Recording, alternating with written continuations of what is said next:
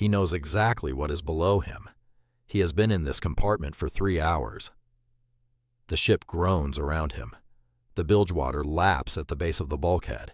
He is sitting on the lowest deck of HMS Valiant, a Royal Navy battleship, 40,000 tons of steel, and beneath the keel, 30 feet of harbor water below that, is a charge he placed there himself.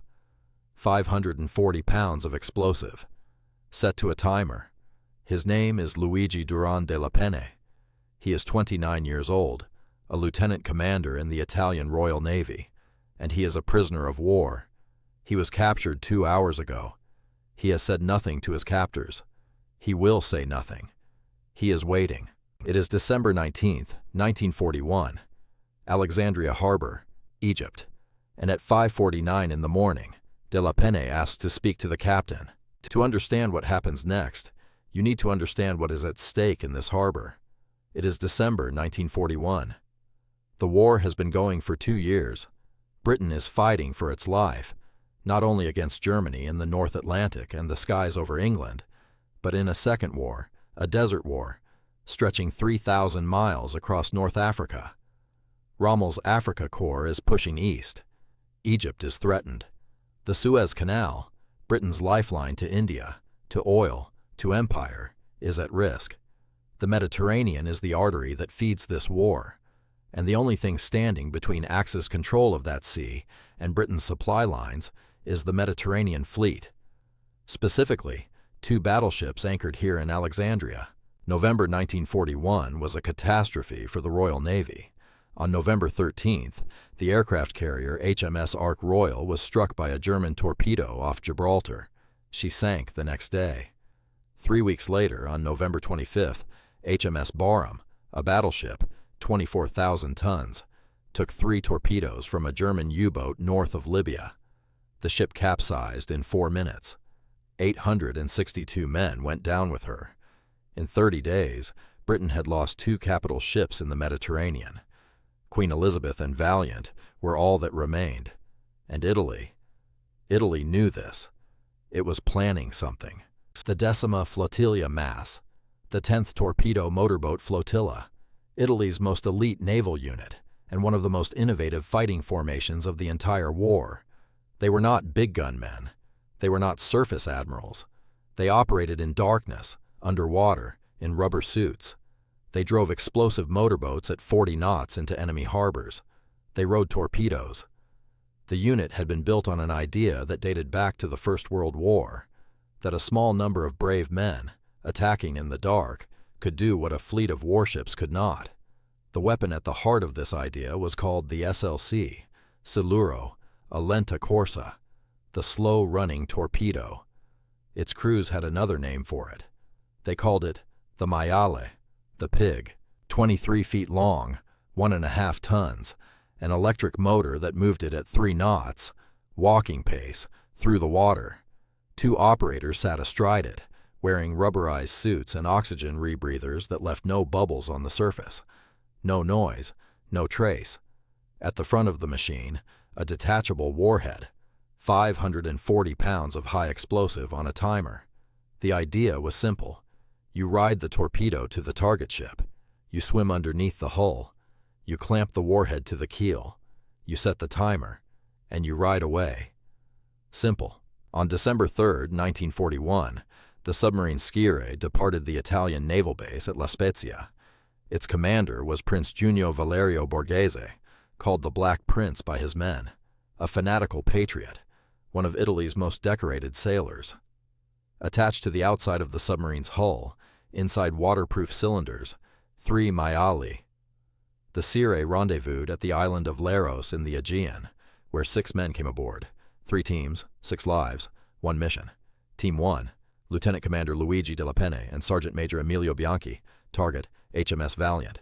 Team 2, Captain Vincenzo Martellata and Sergeant Major Mario Marino, target a fuel tanker in the harbor. Team 3, Captain Antonio Marceglia and Lance Corporal Spartaco Shergat, target HMS Queen Elizabeth. On the night of December 18th, the Sciere crept to within 5 nautical miles of Alexandria. The harbor lights were visible in the distance. The city was alive. Egypt was not a combatant. There were restaurants, cafes, people walking at night. At 8 o'clock, Borghese brought the submarine to periscope depth. He watched the harbor entrance through the scope. He gave the order. The 3 cylinders were opened. The maiali were extracted. The 6 men mounted up, checked their rebreathers, adjusted their masks in the salt water of the Mediterranean. They pushed off from the submarine's hull into the dark. Borghese could do nothing more. He turned the sheer around and headed back to sea to wait. The approaches to Alexandria Harbour were not unguarded. Anti-torpedo nets, steel mesh booms, stretched across the entrance. Patrol boats circled the approaches at unpredictable intervals, dropping depth charges into the water. Even small concussive blasts at close range could rupture internal organs. The charges weren't aimed at anything. They were dropped as a precaution, at random times, in random places. Every detonation was a reminder. You are not welcome here. The 3 teams moved through the dark water for hours. 3 knots, walking pace, each maial driven by a near-silent electric motor, the hum of it barely audible through the water. The 2 riders prone and cold, watching the harbor lights grow slowly larger. And then, at the worst possible moment for the British, or the best possible moment, depending on which side you were on, the harbor entrance opened. 3 British destroyers were returning from patrol: HMS Nizam, HMS Kipling, HMS Jervis. The boom gate was rolled back. The anti-torpedo nets were pulled aside. The destroyers steamed in, and directly behind them, riding their wake, slipping through the churned water and the white froth of the propeller wash, 3 Italian maiali. The British had opened their own defenses. They never cut the net. They never used explosives. They simply waited for Britain to let them in. Inside, the harbor was enormous. Dozens of ships, the shapes of Queen Elizabeth and Valiant visible in the dark, massive silhouettes against the city lights of Alexandria. The 3 teams split away in different directions. No communication between them now. Each pair knew its target. Each pair was alone. Marseglia and Shergat veered south toward Queen Elizabeth's berth. Martellata and Marino angled toward the tanker Sagona. Their original target, an aircraft carrier, was absent. They adapted. The tanker was full of fuel. It would do. And De La Penne, with Bianchi behind him, turned toward Valiant. If Italian Decima MAS Frogmen raid on Alexandria Harbour December 1941, manned torpedoes cripple HMS Queen Elizabeth and HMS Valiant fascinate you, you're exactly where you need to be. Subscribe and hit the notification bell. We drop a new story every single week. Now back to the raid on Alexandria.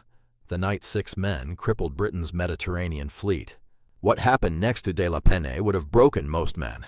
As he approached Valiant's hull, 30 feet down in near total darkness, the maiali's propeller fouled. A wire, a net. Something caught in the blades, and the machine died. 1.5 tons of torpedo sank to the harbor floor, 50 feet down, directly beneath the ship. Bianchi surfaced, incapacitated, possibly from oxygen trouble, possibly from the physical toll of hours in the water. He was captured on the surface. De La Penne was alone. His machine was broken. The warhead was still attached. The timer could still be set. He dove back down. For the next 40 minutes, in darkness, in cold, in silt kicked up by his own movement, he dragged that torpedo, by hand, across the harbor floor, 1.5 tons, by hand, until it was positioned directly beneath Valiant's keel. He set the timer. He surfaced. A sentry's torch caught him in the water. A burst of warning fire. He was pulled aboard. Captain Charles Morgan commanded HMS Valiant. He was a career officer, methodical, professional, the kind of man the Royal Navy produced in great numbers. He had De La Penne brought to him. He asked the obvious question. Had the Italian placed anything on his ship? De La Penne said nothing. Morgan pressed. What was the Italian's mission? Was there a bomb? Where? Nothing. Morgan had De La Penne and Bianchi locked in a forward compartment, the lowest deck.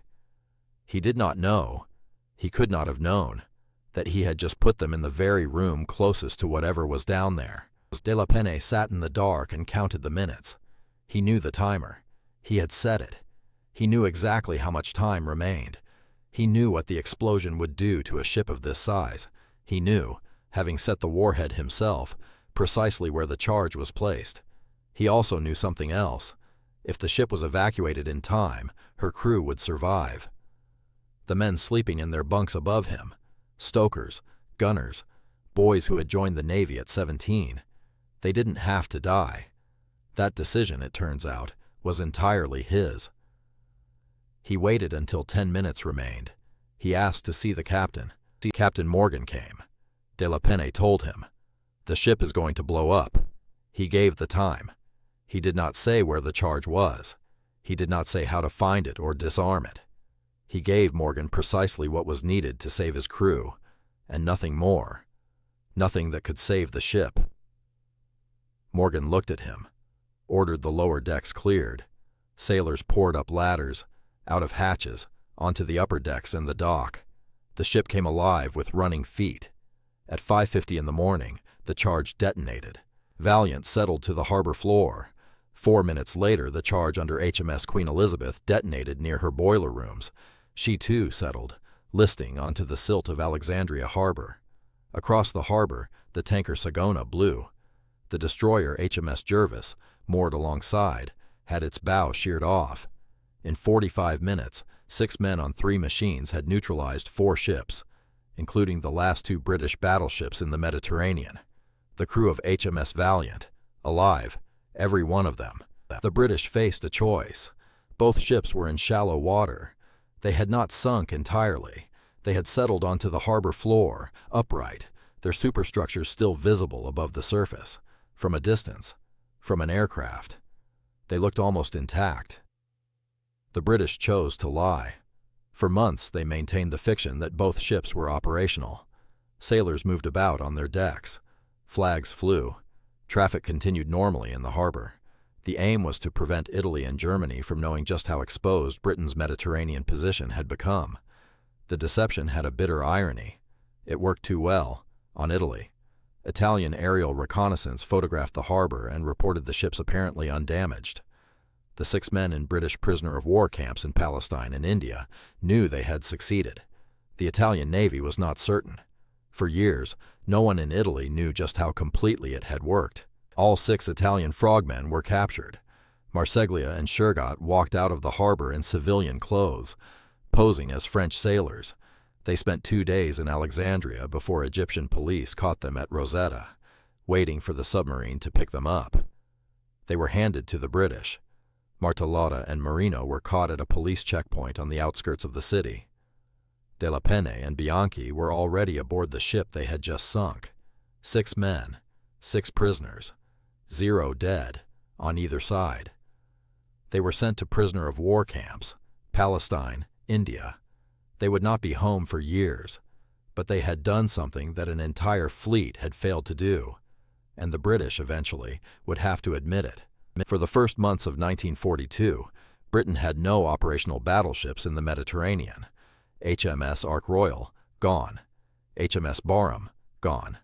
HMS Queen Elizabeth on the harbor floor. HMS Valiant on the harbor floor. Rommel launched his January 1942 offensive into Libya. The supply convoys from Italy crossed the Mediterranean with reduced interference. Malta was bombed relentlessly and came close to starvation. Britain's grip on the sea tightened only slowly as the damaged ships were raised, patched, and returned to service over the following year. The 6 men of the Decima MAS did not win the war in North Africa for Italy. The war in North Africa was decided by logistics, by air power, by the weight of American industry. But for a critical few months, they stripped Britain of the one instrument that most threatened Axis supply lines. 6 men, 3 machines. It is 1945. The war is over in Europe. Italy has changed sides. Crown Prince Umberto is touring the naval base at Taranto to award decorations to Italian servicemen. Luigi della Penne is called forward. He is to receive the Medaglia d'Oro al Valor Militare, Italy's highest military honor. Standing in the reviewing party is a British Rear Admiral on an inspection tour. Admiral Charles Morgan, the man who commanded HMS Valiant on the night of December 19, 1941. The man who interrogated De la Penne in the dark and watched his ship sink beneath him. Morgan stepped forward and asked if he could pin the medal on Della Penne himself. He pinned it. He said, "I had the pleasure and honor of decorating Della Penne with the highest award granted by the Italian Navy for the very courageous and gallant attack he made on my ship 3 years and 3 months ago." Morgan had tried, after the war, to get Della Penne a British decoration for sparing his crew. The request was refused.